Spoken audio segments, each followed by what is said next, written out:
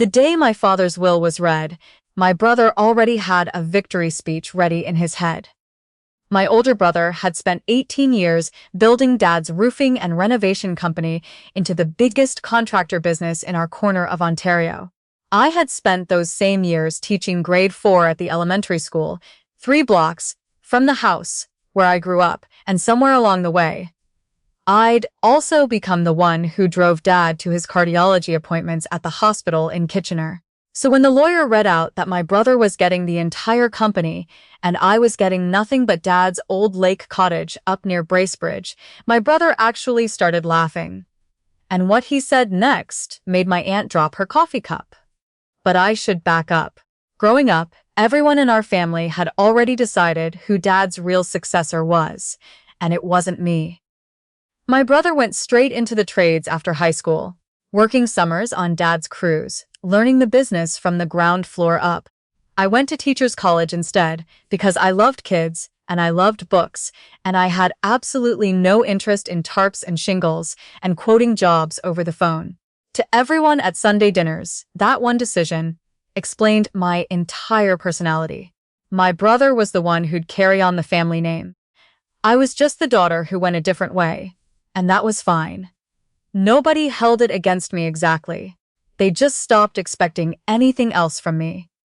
What people forgot, or maybe just chose not to think about, was what happened 6 years before Dad passed, when he was diagnosed with congestive heart failure.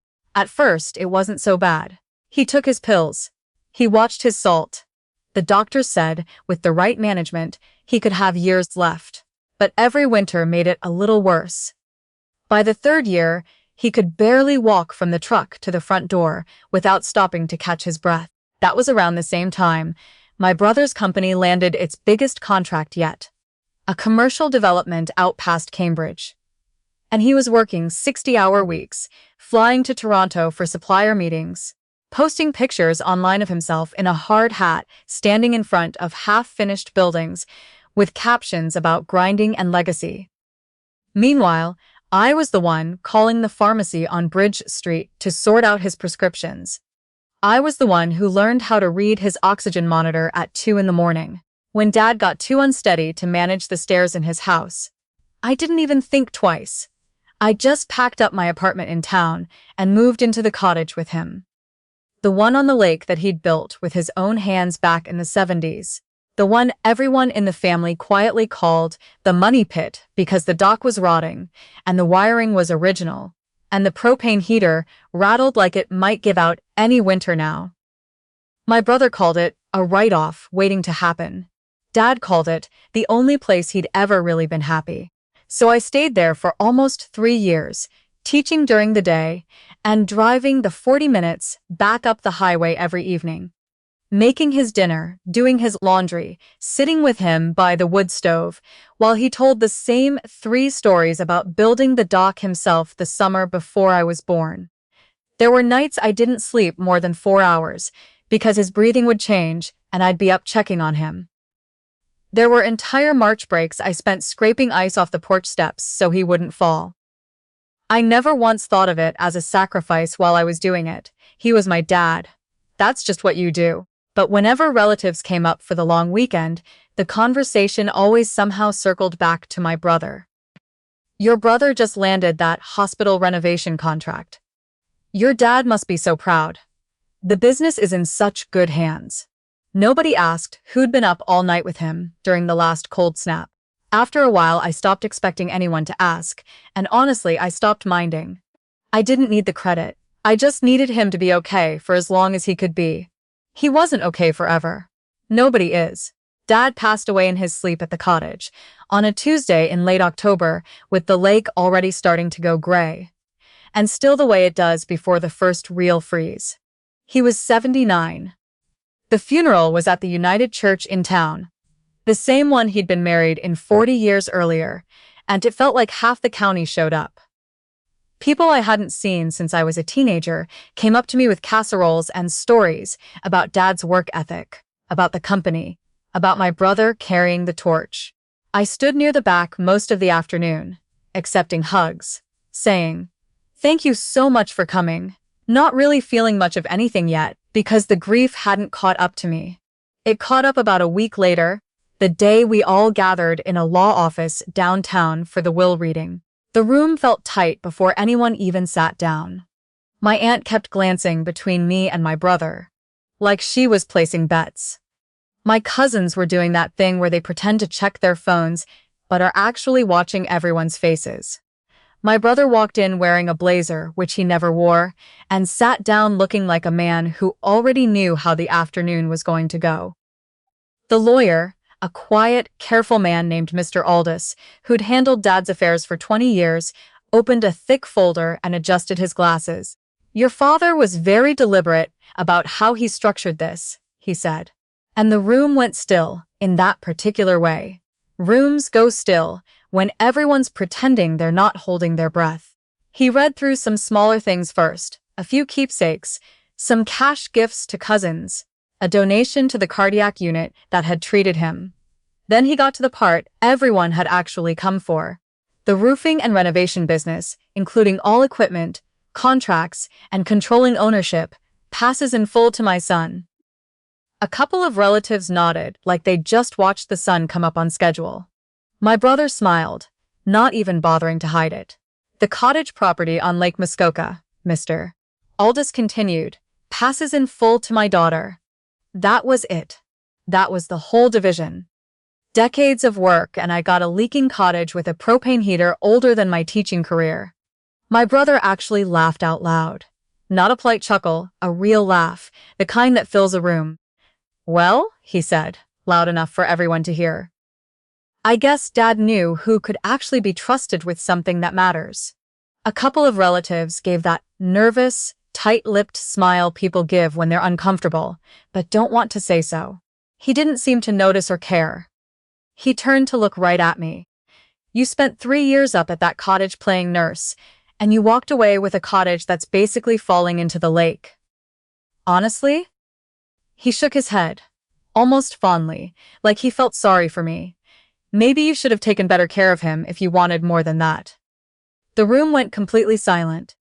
I felt the words land somewhere behind my ribs, that specific kind of sting that makes your eyes burn before you even fully understand why. I opened my mouth to say something, anything, but nothing came out. Mr. Aldous slowly closed the folder in front of him. Then he cleared his throat. "Actually," he said, in that same calm, unhurried voice, "there is one more matter your father asked me to address." Every head in the room turned toward him at once. My brother's smug grin stayed exactly where it was, like he assumed this was going to be a footnote, maybe an old toolbox, maybe a fishing rod. "What's left?" my brother said, leaning back. "His collection of old hockey cards." A couple of people actually laughed at that. Mr. Aldous didn't. He reached into his briefcase and pulled out a second envelope, much thinner and more worn than the legal folder, the kind of envelope that had clearly been handled many times by someone who kept changing his mind about whether to give it to anyone at all. "Your father wrote a letter," he said. "He asked that it be read aloud, after the rest of the estate was announced, and not before." Something in my chest tightened. Dad was not a man of long speeches. He barely said 2 sentences when he was proud of you. If he'd sat down and written something out by hand, it meant something. Mr. Aldous unfolded the pages carefully. "Dear family," he began. "If you're hearing this, I'm gone, and before anyone starts deciding who got more and who got less, I'm asking you to actually listen." The room went very quiet. My son built something I'm proud of. He worked hard for it. He earned it through years of effort, and the business belongs with someone who actually understands how to run it. I don't regret that decision for a second. My brother sat up a little straighter, nodding like he was accepting an award. "But, Mr. Aldous continued, reading slowly now, "I've learned something in my last few years that I didn't fully understand before. Success isn't only measured by what you build. Sometimes it's measured by who shows up." The smile on my brother's face started to fade, just slightly, like a cloud passing over. For 3 years, one of my children drove up that highway every single night after a full day of teaching, just to make sure I wasn't alone. She gave up her own apartment, her own evenings, her own sleep, without ever once asking what she'd get for it. My eyes were already filling up. I hadn't expected this, any of it. She never once asked what she'd inherit. She only ever asked if I needed anything. And that's why I decided, 6 years ago now, to leave her something that matters a lot more than a company. A ripple of confused murmuring went through the room. Even my brother leaned forward. 6 years ago, Mr. Aldous explained, looking up briefly before going back to the letter.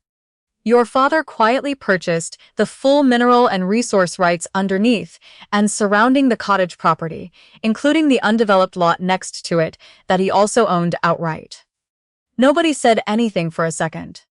What rights? My brother asked, his voice noticeably less confident than it had been 30 seconds earlier. Mr. Aldous set the letter down and pulled a separate folder from his briefcase. Mineral, aggregate, and renewable energy development rights, he said. There's significant granite and aggregate value on that stretch of shoreline. And a wind energy developer approached your father 18 months before he passed, with an offer to lease the land for a long-term project. The confusion in the room evaporated almost instantly, replaced by something sharper. How much? My brother said. It wasn't really a question. It came out flat. Mr. Aldous looked at him directly. The current appraised value of those rights, combined with the lease offer on the table, exceeds the current market value of the company you inherited. My aunt actually gasped out loud. One of my cousins muttered something under his breath.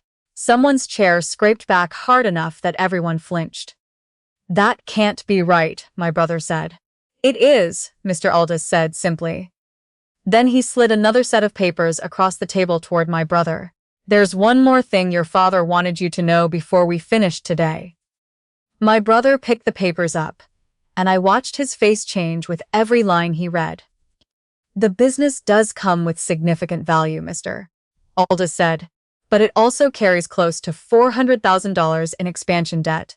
Your father took on 2 years ago to bid on that Cambridge contract, along with several ongoing supplier contracts and equipment leases. The cottage, by contrast, came to your sister free and clear. No debt, no obligations, only the rights underneath it. My brother set the papers down very slowly, like they'd suddenly gotten heavier. Mr. Aldous returned to the letter. If my daughter is reading this, or hearing it read, I want her to know I left her this because she understood something her brother never had to learn the hard way. People spend their whole lives chasing things that are worth money. She spent hers caring about the person who actually mattered. She took care of me when there was nothing in it for her, and so I trust her with whatever comes next. My throat closed up completely at that point. I wasn't even trying to hold it together anymore. She cared for me when there was no reward in sight. Mr. Aldous read, his voice softening. That's why I trust her with the future. All my love, Dad. Nobody in that room was laughing anymore. Nobody looked at my brother. My aunt reached over and squeezed my hand without saying anything. My brother sat frozen in his chair for what felt like a full minute, staring at the papers in front of him, like they belonged to somebody else's life. He'd spent his whole career believing that inheritance, and maybe love too, was about who showed up looking the most successful. Dad had quietly known better the entire time. And now everyone in that room knew it too. As people slowly started to gather their coats and step out into the parking lot, my brother stayed seated, not saying a word to anyone, not even to me. I walked out into the cold October air and stood there for a minute, looking up at the gray Ontario sky, and for the first time since the funeral, I actually smiled. Not because of the money, though I won't pretend that didn't matter. I smiled because somewhere my father had been paying attention the whole time, even when it seemed like nobody else was, and his last lesson to all of us had landed exactly the way he meant it to.